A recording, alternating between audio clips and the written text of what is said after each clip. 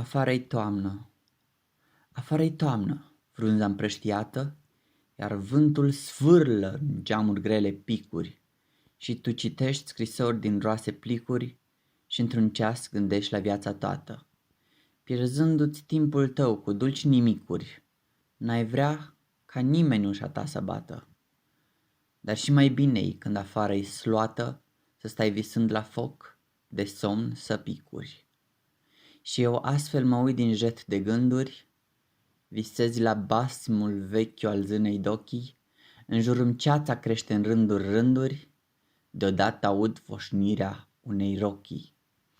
Un moale pas abia atins de scânduri, iar mâini subțiri și reci mi-acoperă ochii.